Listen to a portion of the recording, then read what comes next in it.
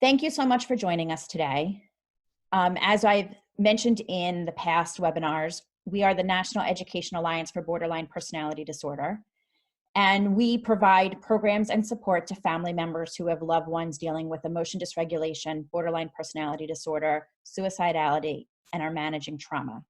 And I'm very excited today to have Doreen Dawson with us. Doreen is a family member and experienced leader of our Family Connections program. And I'm going to turn it over to her to let you know a little bit about the family environment and various ways, especially in this time and in times where there isn't a crisis, to improve the family environment. Doreen? You okay? Can you hear me? Okay, great. All right, so I'm going to read just a little introduction, just so that I have a tendency to go off script, so I just want to stay on script. So forgive me for just looking down for a few minutes.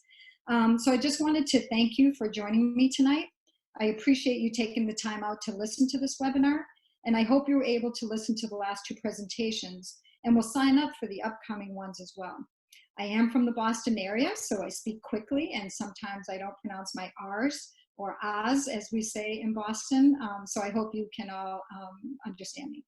All the information and the skills in these presentations are derived from the Family Connections course. The course is normally taught once a week for 12 weeks or in a 2-day weekend intensive version, which comes out to about anywhere from 16 to 24 hours. So in these webinars, we're condensing some of the information so that we can pass it on to you and give you some of the basic information and skills so that many of you can hopefully, until many of you can hopefully take the full course. I want to explain that I am a family member. I'm not a professional. Being a family member of someone with borderline personality disorder, I took the Family Connections course back in 2012. And then went on to be to go to the training to be a leader for the course. I'm currently co-leading my 15th 12-week course, and I've also co-led a few weekend intensive courses. The information and skills that I learned in Family Connections has dramatically improved not only my relationship with my loved one with borderline personality disorder, it has also improved every relationship in my life. But because I am not a trained psychiatric professional, please forgive me if I speak in general terms, if I make a mistake, if I get flustered, or cannot answer a question fully at the end.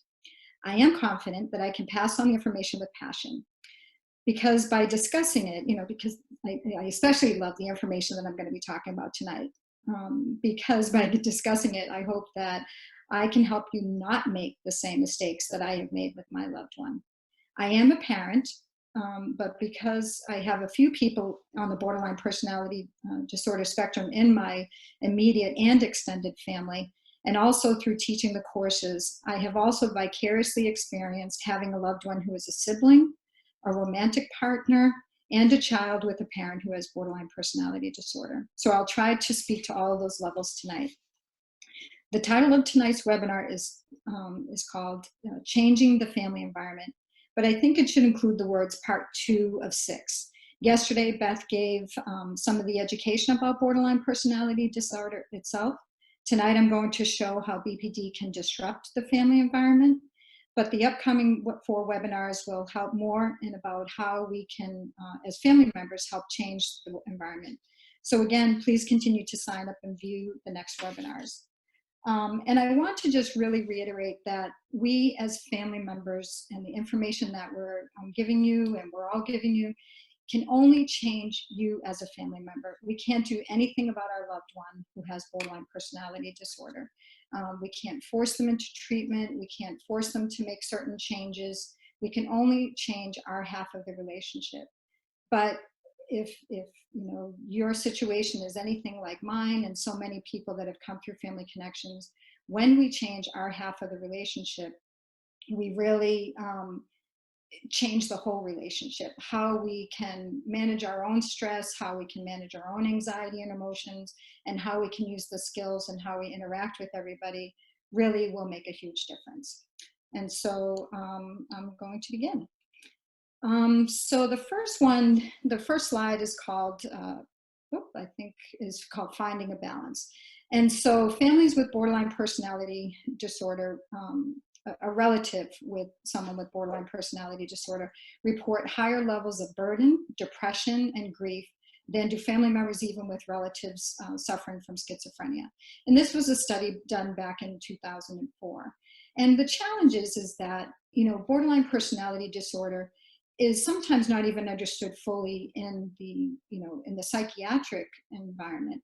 A lot of therapists don't fully understand it across the board, especially people who've been trained many years ago. The stigma of not only having someone in your family with mental illness is difficult, but also, just in the general environment it's really, really difficult. When you try to tell someone, about the problems you're experiencing in your home environment, I don't know about you, but I've been told, well, you just need to say no. And, you're just, letting them get away with so much, et cetera. It's just really difficult to find the support. And then the most extreme stressors, not only it says here on the slide for professionals, but for family members, is when you have someone in your family, not only that is expressing anger, which is number 3, but you also have threats of suicide, suicide attempts. It's very, very difficult. And, the burden, depression, and grief is very real.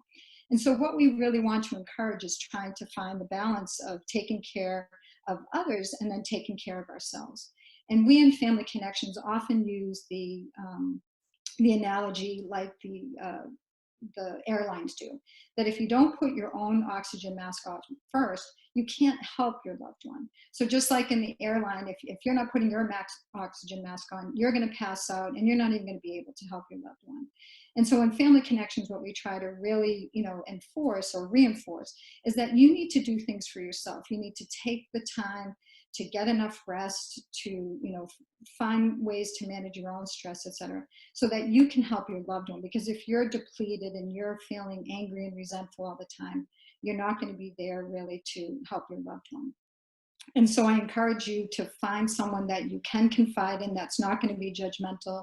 And if you really need extra help, to find a health professional, or even someone in the religious field, or someone that will listen to you without judgment and really try to help take care of yourself.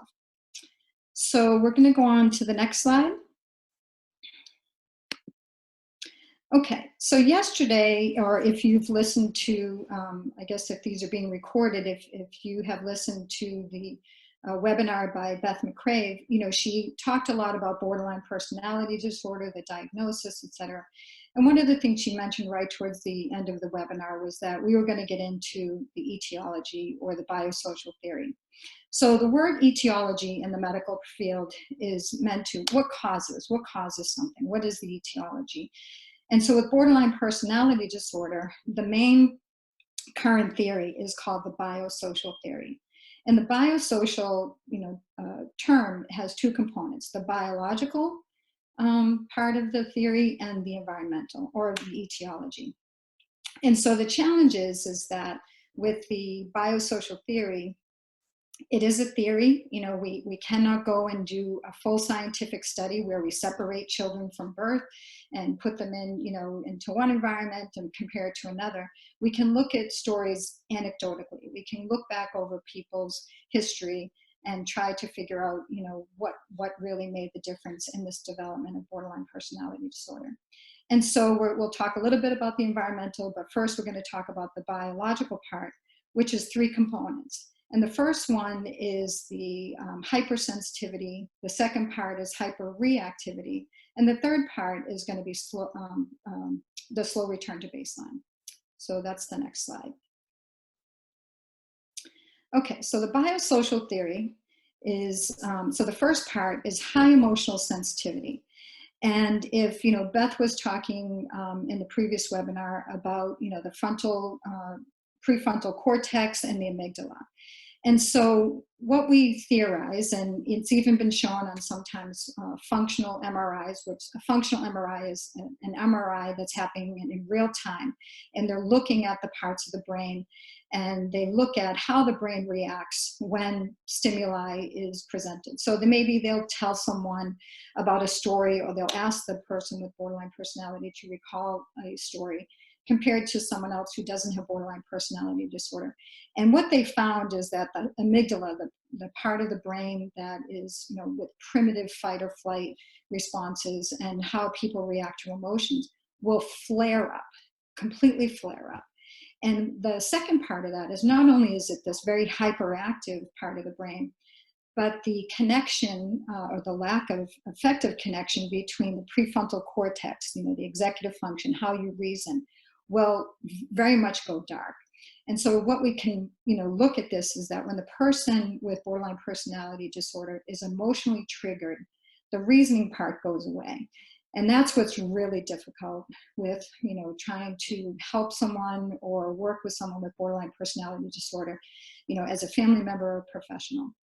And so what we see in the high emotional sensitivity is quick reactions. And this starts, again, this is something we're talking about, the biological component of borderline personality disorder. So from usually when they're a child, they're quick reactive, they get upset quickly.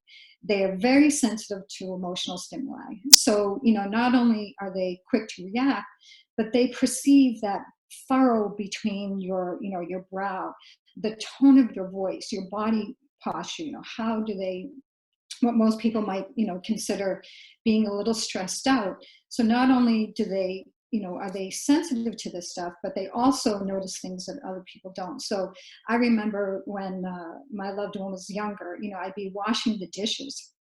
And, probably because I was washing the dishes, not always a pleasant task, maybe my shoulders were hunched a little bit, or, they noticed my facial expressions or something, but they would also perceive it as negative, which is a real challenge. And so I don't know about some of you, but your loved one may go ahead and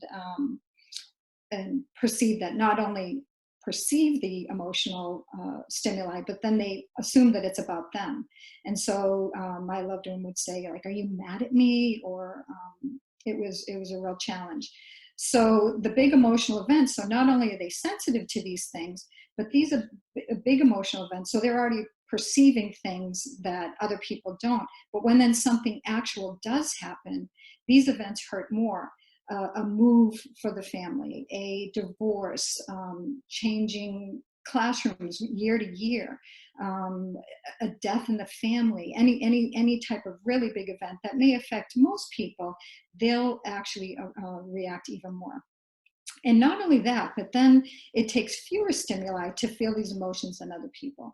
So some people, having a car cut in front of you may be just one thing that happens in the day.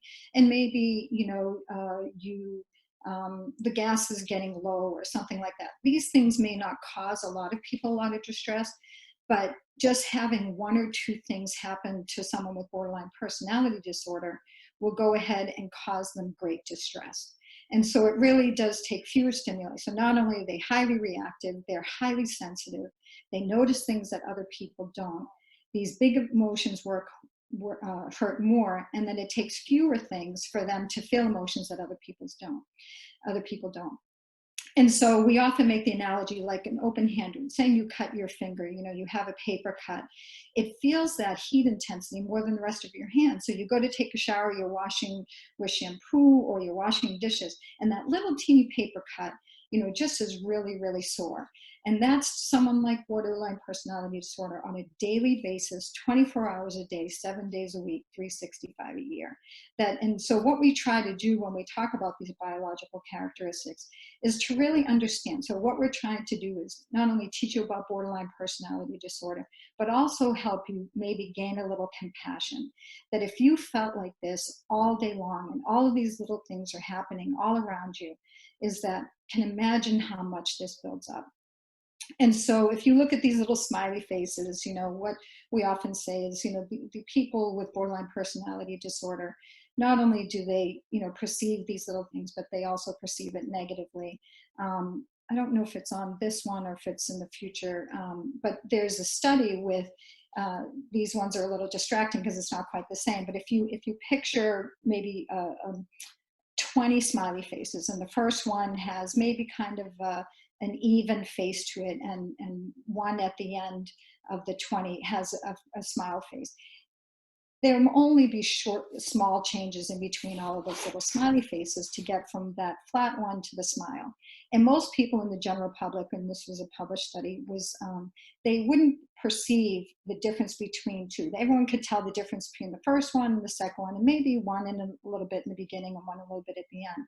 But people with borderline personality disorder perceive the minute changes between every single one of the 20. And that was really telling on how much they perceive, you know, I know it's only a little cartoon character, but just only in our own environment with normal human interactions. Okay, next slide, please. So not only do they emotionally highly sensitive, they're high emotional reactivity. They have extreme, more intense reactions. These are children that often, you know, if you interview their family members, they'll say, oh God, you know, Jimmy was always the first one to cry or get upset or throw things. They just, when they finally did react to something, they would have much more extreme, more intense reactions. They had a higher magnitude of response to emotional stimuli than what others were experiencing. So again, this is someone, you know, that they're like, what's the problem? You know, like no one else is getting mad. Like, what's the big deal? Because someone else may not have perceived it as a joke or a slight or a put down or something, but someone with these high emotional sensitivities did. And then on top of that, they have these big reactions. And then when I just mentioned about, you know, the difference between, or the connectivity, the problems with the connectivity between the amygdala and the frontal cortex, because now they are triggered by these emotions, now the frontal cortex has gone offline. So their thinking and problem solving is impaired because of this high arousal and this, you know, this dysregulated cognitive processing. So now when they're triggered, now you're trying to interact with them. And we have this term, this saying in family connections, that you cannot rationalize with an irrational person. And so if you're trying to, you know, really kind of like, hey, what's going on? And maybe you just need to do this. And hey, I didn't mean to upset you. You know, that wasn't my intention to, you know, to get you upset. They're not even listening. And that's really one of the, you know, when we're just talking about how the changing environment or how BPD and how we can change the family environment. And that's number one, is to understand that this isn't personal, you know, when they get triggered. This isn't something that they're just ignoring or they're doing on purpose, you know, to really just piss you off. I'm sorry, I do swear a lot. I should also warn you of that. And, you know, this is just really something that their brain, I kind of coined this term, I'll take full credit, and I call it an emotional seizure. That I used to be a nurse, and so, you know, I wouldn't get upset if one of my patients was having a seizure and they knocked over something, you know, on the table or on the floor or hit me or something like that. And I'm not saying that you need to put up with any emotional or physical abuse, but we can get to that in future webinars. What I'm saying is that the brain is misfiring. And so when they are so emotional and they're so upset, is to understand that the brain is misfiring. And if you can look at it in that aspect, that they are having an emotional seizure, sometimes it helps you, hopefully more than sometimes, helps you to not overreact and take things so personally and get resentful and anger in reaction to their responses. And so, you know, just understand that when you are trying to reason with them and interact with them, that their frontal cortex is offline. And we're going to get into in the future webinars about validation. And I'll just give you a hint that validation and just really trying to connect with this person on an emotional level versus a rational level will help you and help them to calm down. Because once we can get that frontal cortex back online, then we can start reasoning and having an effective conversation with that loved one. Okay, so next one. And then the third challenge is the slow return to baseline. And that is, again, because of the brain. You know, they have long-lasting reactions. It takes a while for that amygdala to calm down and for this frontal cortex to come back online. And it takes them longer, you know, so they have these long-lasting reactions. The amygdala is really firing. You know, maybe they're yelling, maybe they're upset, maybe they're retreating to their room. We have a lot of people with borderline personality disorder. You know, the spectrum is great. especially when you think of, Beth talked yesterday about having only 5 of 9 of the criteria to meet the diagnosis of borderline personality disorder. And if you only have to meet 5 of 9, I think the statistics come out to something like 250 combinations of borderline, those types of symptoms and behaviors that come across in borderline personality disorder. I know my loved one often isolates and retreats. Other people, have huge anger. So it's really challenging. And so what happens is they have these long-lasting reactions, and then it takes them a longer time to recuperate. And what the challenge is that contributes to a high sensitivity to the next emotional stimulus. So if you have someone who's upset and they're very reactive, or maybe they're trying to recuperate, maybe they're on their phone and they're on their computer and they're trying to distract themselves so that they could calm down.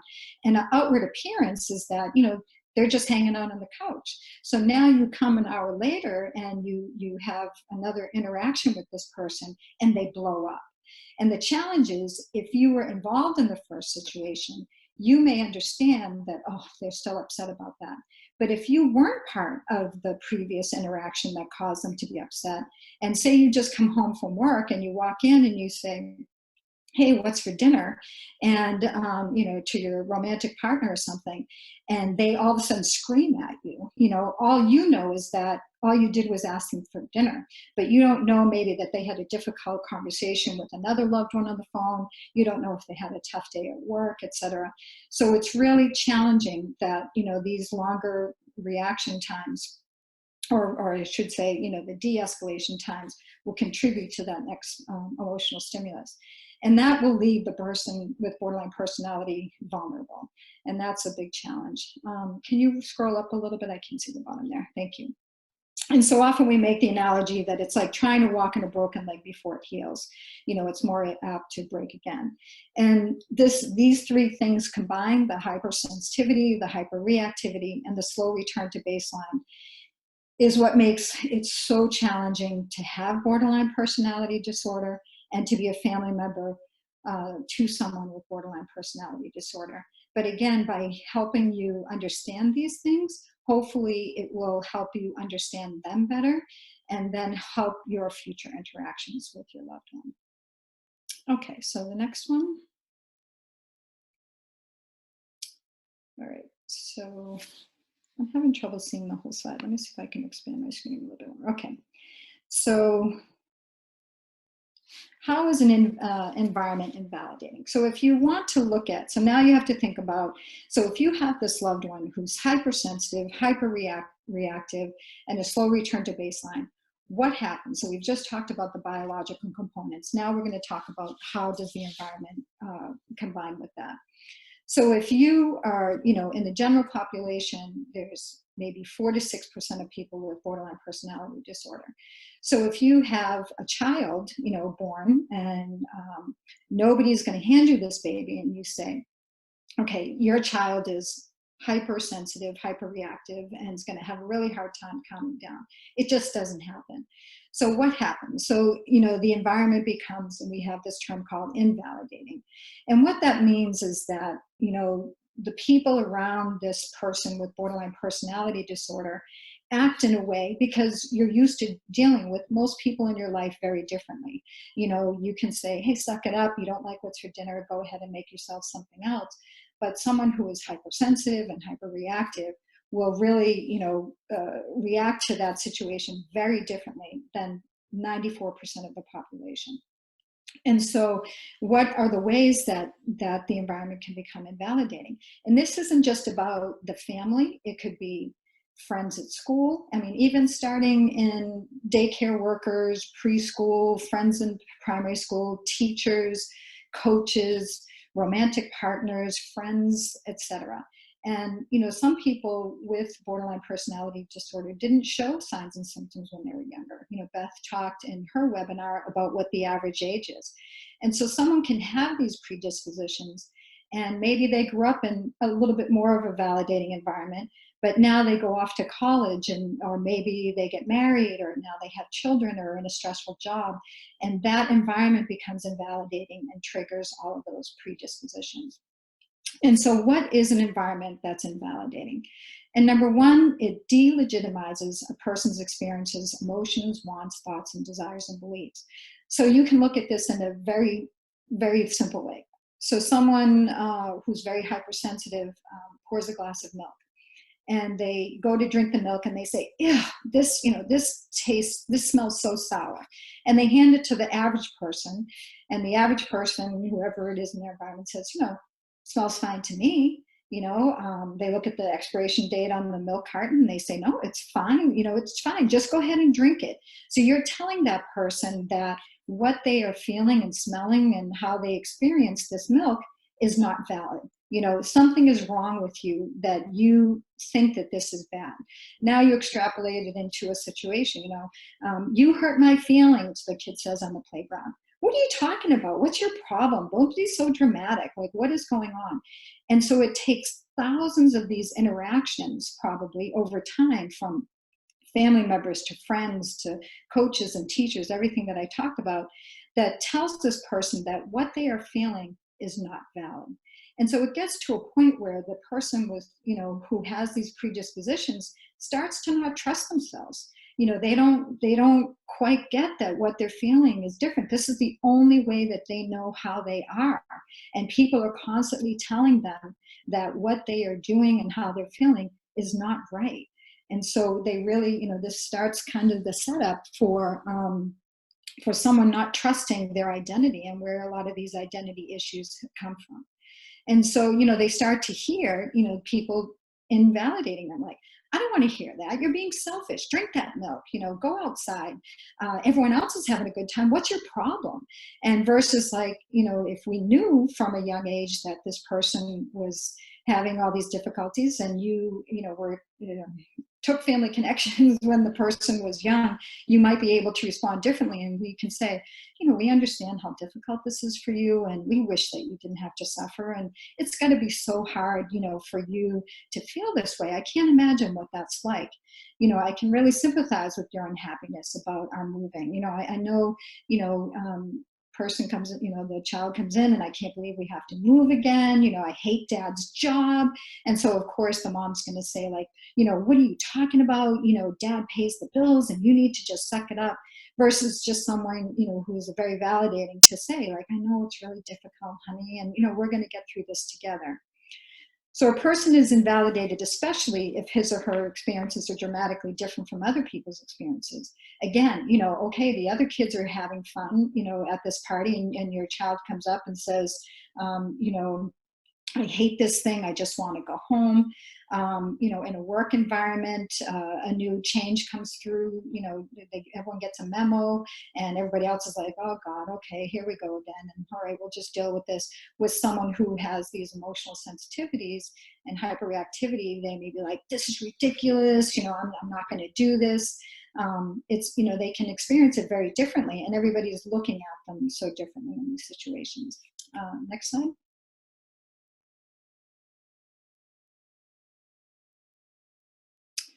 So how is environment invalidating? Continued. It does not accept or appreciate the differences. And so if a child, and so, again, these aren't, we're going to get to one of the slides where it says this isn't about blame. And so you didn't know often as a parent that your loved one, your child did not have had these sensitivities. So you're treating them like everybody else, or the average parent and the average child. And so you have a family, and we often call it a poorness of fit. And so if everybody is sports minded in the family, and then you have, a child who is all of a sudden musically or artistically inclined, that often a parent can say, "No son of mine is going to be doing that. In this family, we play sports. You can't go off and try to be an actor. You need to go to college. You need to have a fallback plan." In my family, we were very social, and my loved one tended to want to be a homebody. And so I remember saying things, again, I'm going to try to help you not make the same mistakes, but I'd say, like, "What kid wants to stay inside? Come on, we're going to the zoo. Like, what's your problem?" I literally remember saying stuff like that, growing up. And in romantic partners, you might want, maybe your loved one, when you fell in love with them, was different. Maybe they were in a very, very regulated part of their life. And then, or maybe they didn't have this history, but something in their life made them triggered this. And so what happens is, now what you used to do, hanging out with friends, going to a bar, playing darts, whatever it may be, and all of a sudden they don't want to go. And now, you're getting upset. It's like, hey, this isn't okay. You used to be able to do all these things. So it's really challenging. And you don't want to try and control, these above and beyond normal parenting. No kid of mine is going to go ahead and have dye their hair. Those nose rings are disgusting. If you do that, you're not going to be able to live here. And so really trying to control and just really be trying to change them versus accepting who they are is really going to trigger a lot of these negative responses in these people. Ignore or don't pay attention. The relative may feel overlooked. They often, a lot of family members, and I remember at the beginning, we were going through some really difficult stress in our family. We had an ill family member, and terminally ill family member. And I remember starting to see some of the signs with my loved one and with my child. And I just couldn't, I was just like, it'll be fine. They're just a teenager. Some of this is going on. And even though in my heart, I felt like something more was going on, I was not paying attention to it until it became too difficult. And I look back now and I really regret that. And definitely my loved one felt overlooked and ignored at that time. It's understandable. And again, this is not about blame. At the time, one of our mantras in Family Connections is everybody's doing the best that they can. But, I have to look back. I had a lot of regret and a lot of shame and guilt when I look back at that time of our lives. But, at the time, when you're dealing with a terminally ill family member, I was doing the best that I can. And it's a challenge. So those of you out there that, have gone through some of these things and now you're looking at yourself, this is what I did in my first Family Connections, like, oh my God, check. Yeah, I did that. I can't believe it. No one knew. It's easy to look back and be a Monday morning quarterback. But at the time, you're just doing the best that you can. But these are some of the things that did contribute to the invalidation. So, you're critical or judgmental. It could have been an aggressive coach, a demanding teacher. Again, back to the parenting, I was definitely critical and judgmental. I like to organize and clean house. I was a nurse, so I was always, very concerned about healthy eating choices, etc. Again, a lot of the things that I said would have been perfectly fine if I had 100 children for 94 of them.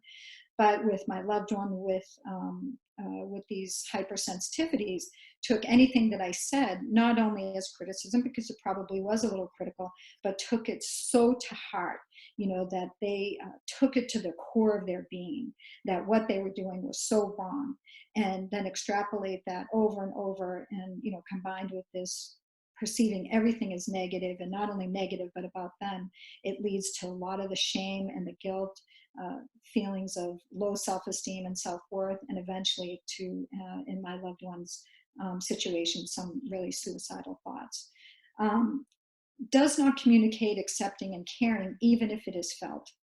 And so what happens with people with borderline personality disorder and this hypersensitivity is they really need a lot of feedback and a lot of verbal feedback.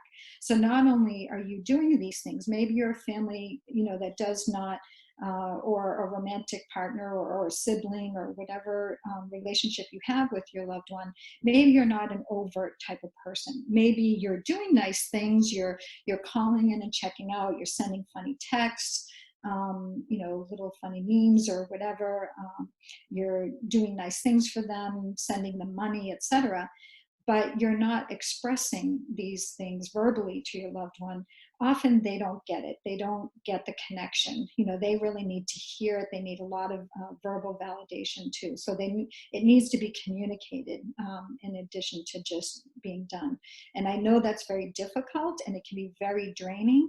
But again, if some of these things, can help you understand how someone thinks, I look at as if someone had diabetes, would you if you knew about diabetes and you knew about high blood sugar and how they can't absorb it and how detrimental it is, would you say, hey, suck it up and go eat that cupcake, be nice, be polite, we're at a birthday party, go ahead. And so if you understand that your loved one is really having all of these things the way they perceive the world, maybe you might say things and do things in a different way. And then it hinders problem solving and coping. So if you're an authoritative person and you just like things done your way, whether again, sibling, romantic partner, parent, and you don't really help the problem solving and coping, and you're not someone to sit down and really help someone work through this, it really can be detrimental to someone with borderline personality disorder. They need a lot of hand holding, and not because they're weak or they're manipulating or anything. They truly, because again, this frontal cortex issue, they need some help. They need someone to walk them through them, and especially when they're upset, like versus, okay, say someone is running late to catch a plane, and you might say to an average person, like, hey, come on, let's go ahead, pack your bag quickly, let me look up on the GPS, see which way the best way to get there is. They're already so worried about missing the plane, they can't even think about those things. So sometimes it's up to people in their environment to help them through those steps. Okay, next slide. And so what goes wrong in these situations? Almost anything. The challenge is that almost all experience, almost all children, I think we went back. Almost all children experience some trauma. So many people in my environment, in my circle of friends and family, have had relocation, they've had divorce, they've had deaths in the family, and a lot of them don't suffer severe life-altering consequences. And you look at someone with borderline personality disorder, and and the siblings. I know quite a few that come from large families, and the other siblings don't have borderline personality disorder and experience those same things in the family. And this is really what happens, is that it's not, that's why the whole biosocial theory is that, there are people that have been through horrendous things in this world, Holocaust victims, people who have been raped and incest, etc., that don't go on to develop borderline personality disorder. So it's often the combination of this, lack of coping skills and, this hypersensitivity, etc., that can lead to it. And so the borderline personality, the child with borderline personality disorder has predisposition to interact with his environment differently than most children.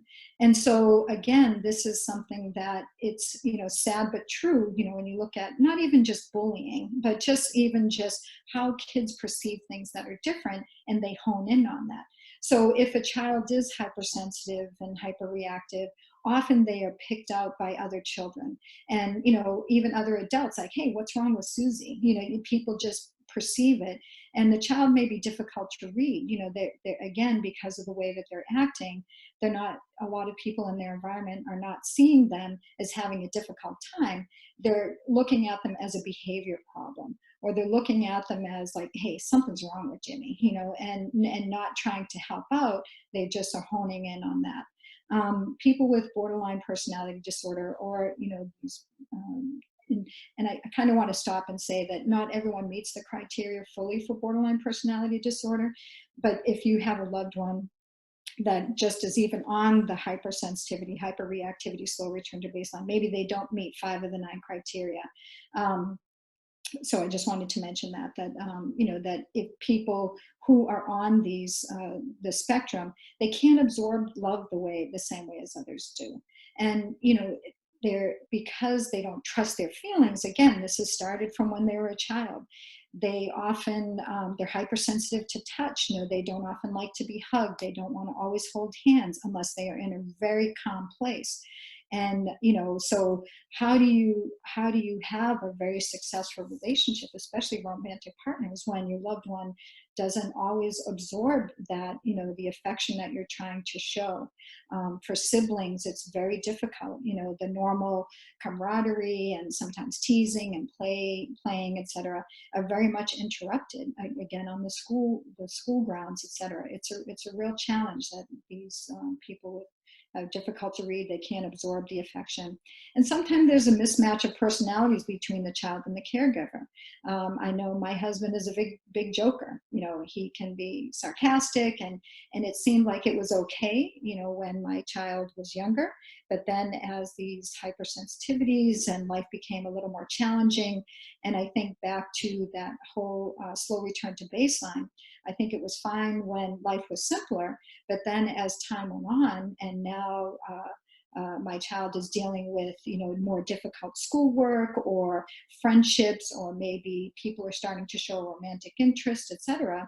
Now you come home, and this same parent that has always had these interactions with this child is now joking about things or teasing or something. All of a sudden now, boop, it's way too much, because they haven't calmed down from all the little interactions they've had during the day, and now all of a sudden they blow up about this one little thing. And what that situation was, you don't know that all these other things have happened, but obviously it has happened to them. And then you have this predisposed temperament and behaviors bring out different parenting and different styles. I've often talked, not often, a couple times I've talked to professional professional presentations when I stood up and I said, if I had had a different child, would I have been a different parent? And because I think that I never labeled myself as anxious or controlling, or et cetera, but I could see that my child was having all of these difficult interactions. So now I started to become anxious about certain situations, and I would intervene quickly to get these things. And so it really, you can see sometimes, and even that will happen with siblings. Not to do certain things or act a certain way around your sibling with borderline personality disorder because you're afraid that something's going to happen. So all of these temperament behaviors bring out different, I would say, not only parenting and teaching styles, but also just any relationship. Okay, next slide. And so what are the possible, I'm just looking how much time I have. Good. Okay. So sorry about that. I'm going to go back to my full screen. So the sexual abuse reported, so sorry, I need to get back on my big screen here. Can you go down just a little bit? Something happened on my screen, Abby, or go more towards the top. I just wanted to make sure I'm not missing anything. Okay, so possible environmental factors. Sexual abuse is reported among 40 to 71% of borderline personality disorder, usually by a non-caregiver. Again, these are environmental factors that contribute to the borderline personality disorder.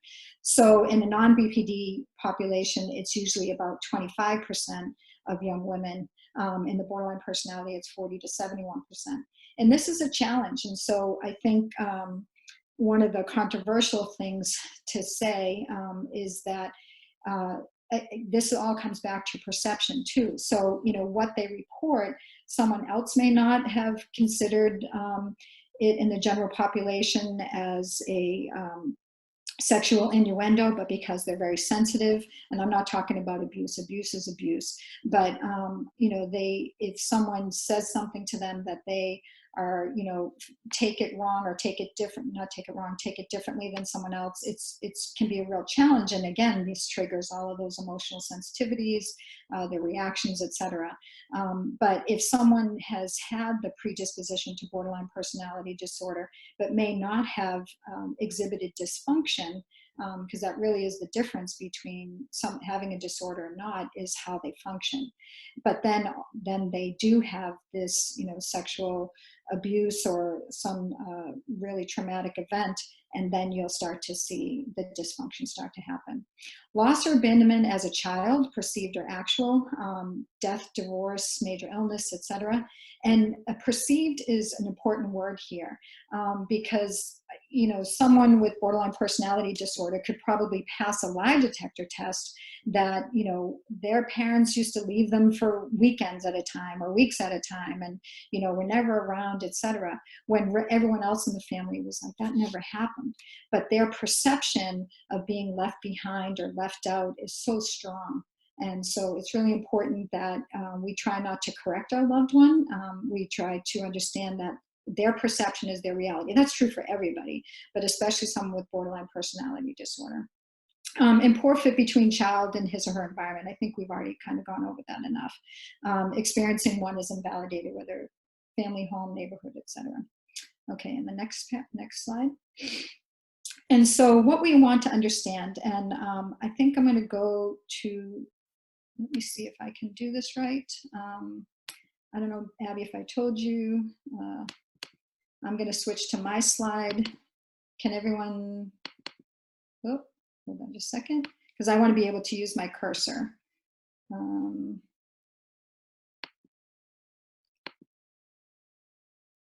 Okay, can you see that? Can you see my slide? Okay, so we're on the transactional model for emotional dysregulation. And this is invaluable. Alan Frazzetti came up with this this whole algorithm, and I'm going to try to walk you through it. And so if we understand everything that I've talked about to this point, about the emotional sensitivity, how people perceive things differently, how much judgments they may have, the heightened emotional arousal, I can hopefully walk you through this. So I'm going to walk through it very quickly in just what it says and how the arrows work, and then I'm going to try to interject a couple of real life situations. So right over here, you're starting off with this vulnerability, everything that we've talked about, their hypersensitivity, hyperreactivity, but not only that, this little etc. is important. How much sleep did they get? How much food have they eaten? What else has gone on during the day? And so all of this leads to vulnerability before you even come into interaction with your loved one. And so then an event occurs. And this event may not seem like an event to anybody else, but this person with borderline personality disorder or the spectrum of BPD has a perceived event. And when this event happens, their amygdala is triggered. So now they have this heightened emotional arousal. And they have these judgments about it. So, usually after a certain point, someone with borderline personality disorder knows that they're different. They understand that things always happen to them, even if they don't accept the diagnosis. They know they feel victimized, they're blaming everybody. So they have these judgments. And so this event happens, they have these judgments about the event. And then what happens, they have this heightened emotional arousal, but now they start having judgments about the heightened emotional arousal, which then create more heightened emotional arousal. And this thing can ping pong back and forth. Now, because they're heightened emotional arousal, they are not, the frontal cortex is gone. They are not acting or thinking clearly. So they have this inaccurate expression of what happens. They may get angry, they may say hurtful things. And because they're not saying, hey, I had this really difficult experience and I'm really feeling overwhelmed right now. That's not what they're going to say. They're going to say, F you, or I can't believe that you said that to me, or I can't believe, that this person did this to me. Because they have not accurately expressed themselves, now they're going to get an invalidating response. Someone's going to say, what are you talking about? What's your problem? How are you, why are you being so dramatic? And so they get this invalidating response, which boop, triggers this, big purple back up to the heightened emotional arousal. And then you can see where this loop will continue to happen. Now the person in their environment says something that triggers, this invalidating response, and they, have this big loop. Now they get in a fight, and you can imagine the rabbit holes, or you have probably experienced the rabbit holes that you have fallen into. And so the challenge is right here is this big arrow going up to the pervasive history of invalidating responses. So usually someone in their environment, rarely, I shouldn't say rarely, it's not often that someone who doesn't have this history with this person creates this heightened emotional response. It's usually someone that they're close to because of this pervasive history. So, you know, with my child, they're like, you always do this to me. You always make me feel this way. It's your fault. Why don't you ever listen to me? I can't believe that you said that, et cetera, et cetera. Here we go again. And, you know, and we all have this. So I may have this pervasive history too, not of the invalidating responses, but just of these things. I may be saying like, oh my God, here we go again. I can't believe you're doing this. You know, you're ruining another night. These are those things that I've said before. I don't say them now that I've taken family connections. So now I'm going to interject a couple of examples, and I know I'm getting close to my time here. But I'll start off with a couple small ones and then maybe go into a bigger one. So an event in my life that actually happened is we had a conversation about leaving shoes in front of the door. And so we, my child, you know, I came in from doing some shopping, and here we go into the vulnerability. Before we even interact, I'm probably looking back, probably tired, probably a little frustrated, you know, I'm probably running late, knowing me, I'm always a procrastinator, et cetera. And so I come into, you know, this situation probably having some vulnerability. And so doesn't my child, you know, they have this whole sensitivity, reactivity. So the event is that I walk in, I trip over the shoes, and I say to my loved one, hey, you know, you forgot to pick up your shoes. Can you come pick up your shoes?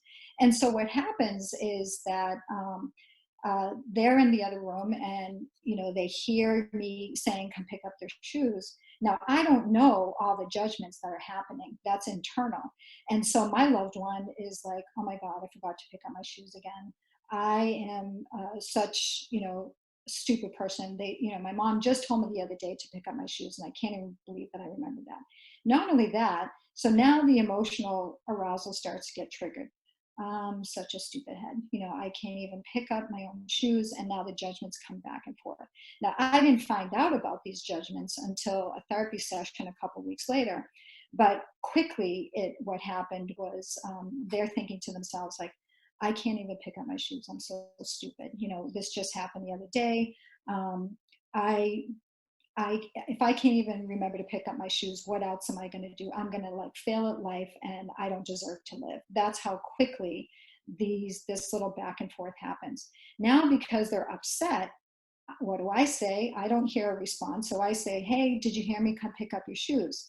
And so my child comes out and picks up the shoes and throws them down the basement stairs, slams the door, and walks upstairs. So this is an inaccurate expression. My loved one doesn't say, hey, you know, I really had a rough day. What I found out later is they had an argument with a friend. You know, they didn't do as well on their, you know, homework assignment or paper than they thought they were going to do. So all of these vulnerabilities happen to contribute to that. I had no idea that that was happening. All I know is that I asked my child to pick up the shoes, and I get them whipped down the basement door with the door slam. So what do I say? Here's my invalidating response. I say, what the heck? I probably said something a little bit more stronger than that, but I'm like, hey, what the heck? Why are you throwing your shoes? Get down here and go put them away. And so, boop, you know, because I don't know that they've had a really rough day and they had a fight with their friend, and, you know, that they feel so stupid for not remembering to pick up their shoes. So I give this invalidating response. So boop, up here, now the arousal gets heightened more. They're up in the room, leave me alone. I hate you. You made me feel this way. Why do you always have to ruin my day? And all I know is that they've picked up, all I've asked them to do is pick up the shoes. So what happens is we want to, I'll give you another example. So, you know, we have a lot one, that's a very easy example, but many of you can relate to. But maybe some of you are out there and you've had a suicidal loved one. And maybe you have had, you know, some really difficult times with this person, and you live in fear.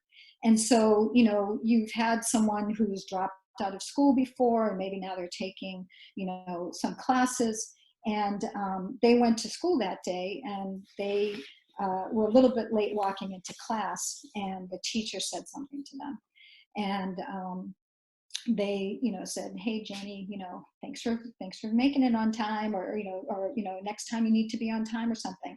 So that's the event for that person, is being called out. And so what happens is they come in and they come back from school. Maybe they've held it together. Now they're having judgments about themselves. I hate this teacher. I'm so embarrassed that this happened. And, they're having this heightened emotional arousal. How am I ever going to do this? I can't believe this. School's so tough. I'm never going to make it again, etc. And now they come in from going to class, and they throw their backpack down, and, and they go upstairs and they slam the door. So again, all you know is that they've come in, they're slamming the door and something's going on. And now you're worried because of all these vulnerable sensitivity and this pervasive history, et cetera, not of invalidating responses, but knowing that, oh my God, here we go again.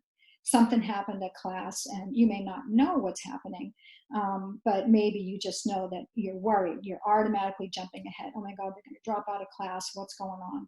But instead, instead of saying, hey, is everything okay? Because maybe you haven't taken family connections and understand validation, et cetera, you go up and go, what the heck is going on? You better not be dropping out of school. Like, why are you acting like this? What happened at class? And so you say all these, they've inaccurate expressed, you're saying all these invalidating responses, and now you're creating even more of an emotional arousal. And hopefully by the next few, skills that we start to teach you, you can interrupt any of these situations. You can try to really get rid of some of these arrows. So you may be taking better care of yourself, and maybe your loved one is taking better care of themselves, or maybe you're building that relationship. So there's not going to be so much sensitivity. I look back at my event of the throwing of the shoes, and I can say that I didn't even say hello when I walked in.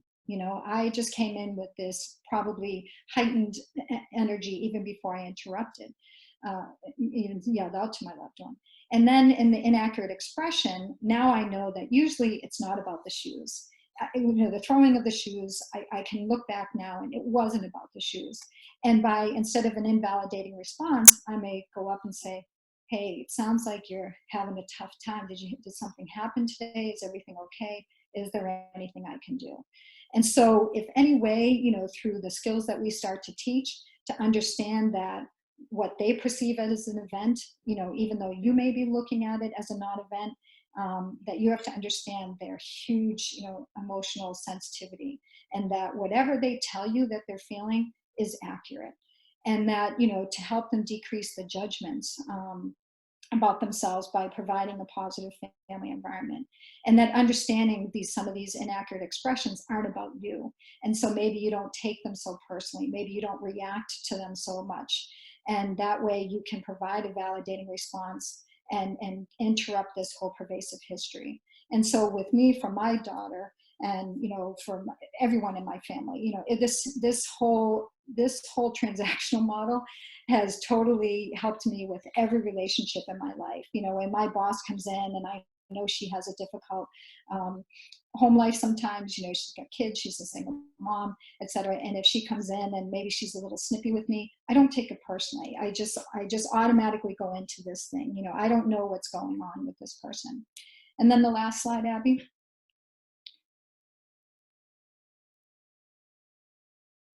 And if anyone else can stay on for a few minutes, I know I haven't allowed enough time probably for questions, but I can probably help out and respond. Actually, I guess I'm doing it here.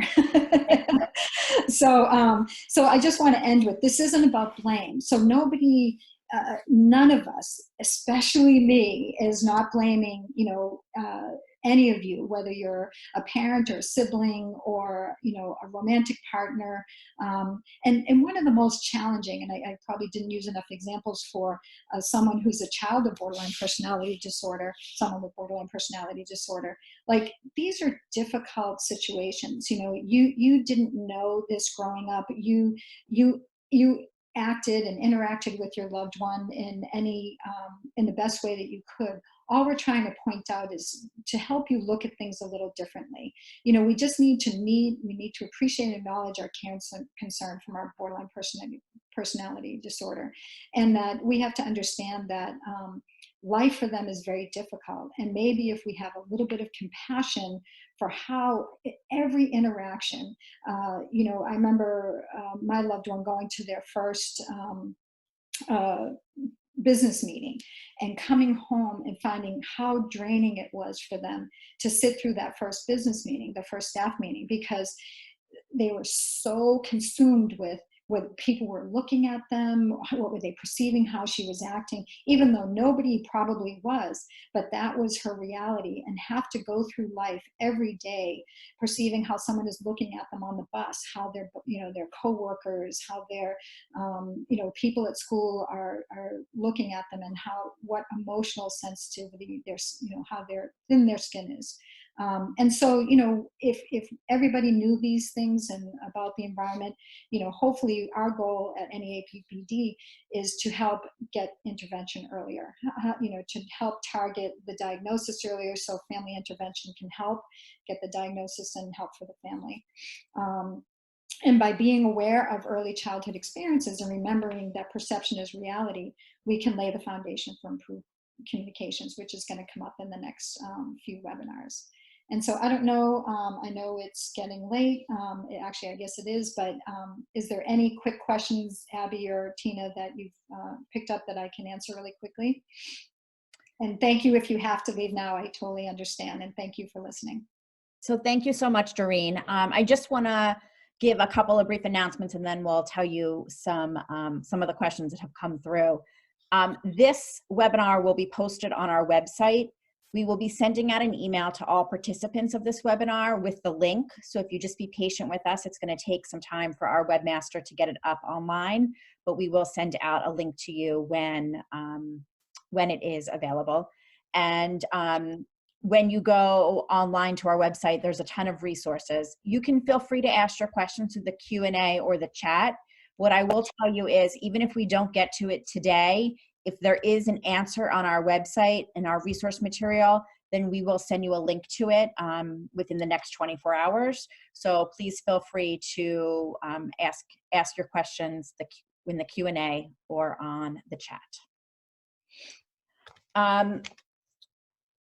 So, Tina, do you have any questions? I've been making a list. Okay, so, am I muted or I'm on? I'm on? Okay. Mm-hmm. So we had one a little earlier about, you know, the family environment and invalidation. So let's say you haven't been very validating in your environment, and now you start to, and your loved one is like, who are you? You know, what can you do in that situation where they're not buying it, basically? Yep, and definitely it happened to me. So when I started learning these skills, I'm going to be very blunt. It was like, what are you, a fucking robot? You know, what are you trying to be? You know, a therapist now or something? And I had to call for help. I had to call my family connections leader and say, like, you know, what am I doing wrong? And they were able to tell me, you know, you're not doing anything wrong. You're just acting differently.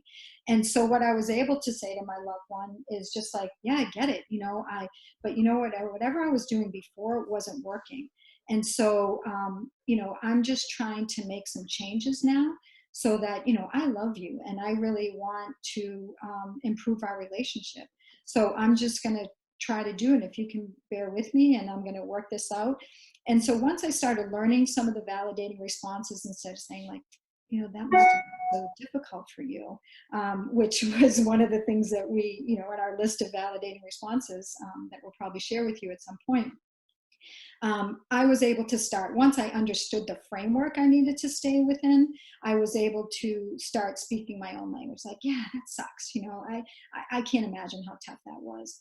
And so I think that, I think the other thing, back to the question, is that I also said to, you know, my child, like, listen, I am learning so much now, and I just want to let you know that I know I really could have handled things differently, but you know, I did the best that I could with the knowledge that I had, and I really want to try to make some changes.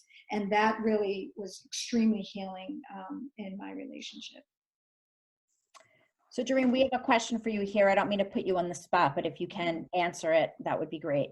We've been asked with the transactional model, if you can give us a husband and wife example. Okay, so the husband and wife example, I'll try. So some of the things that I've heard through our class is, an event is that you come home late for work, and your loved one, again, might have been home. Maybe they're feeling a little resentful, again, abandoned, all those things that we say, that whole pervasive history of invalidating responses, their perceptions, all those things that before the even event. So you come home late from work, and they come in and they're upset. You're home from work late, and they know maybe they're overreacting. Maybe they've even started overreacting even before you get home, and they already know. Maybe if they've had some therapy, etc., they may even understand that maybe they're being a little irrational. But once that amygdala is triggered, that's it. And so, now they have this heightened emotional arousal, and their inaccurate expressions like, where the hell have you been? I can't believe that you did this to me. I'm so sick and tired of you working. You need to get a different job, etc. So the invalidating response is like, what are you talking about? Like, I had to work. Why are you so upset? If I can't change my job, what are you thinking about? So the invalidating response is because you're reacting to the inaccurate expression. And so that's a really difficult, people with borderline personality disorder, unfortunately, have a lot of jealousy because, again, they have, if you remember in Beth's, that slide with, emotional dysregulation and all the offshoots, one of them is low self-esteem. And so they automatically think that they're never good enough, for the romantic partner, etc. And so what ends up happening, the way, again, to change that is to respond, and this is what we'll get into with validation, not to what they're saying, but the emotional part of it. Hey, you know what, I can see you're really upset, and, certainly, I know it's really hard when I work late, and I just, is there anything I can do? Is there something else going on? Versus responding to all these inaccurate things that they're expressing. I don't know if that helps, but you can imagine, I've heard it's a very common thing for people with a romantic partner to perceive these things that aren't about them, that interrupt the relationship. So we have another question here, and then maybe one more after that, and then we'll wrap it up. Mm-hmm. Should someone with BPD be learning to be less sensitive? So that's a huge thing that we get in Family Connections. And we have a lot of people in the first 2 or 3 classes that sit, with their arms crossed and big eye rolls, like, why do I have to make the changes? Like, I shouldn't have to, my loved one, this isn't the real world. Why are you telling us that we need to be the ones to change? And so hopefully with therapy, not so much, they can't unlearn being sensitive. That's just, I feel, again, I'm not a professional, and I don't know if I'm saying this in the right way, but I don't think it's a realistic expectation that your loved one is going to change. They can't change being hypersensitive.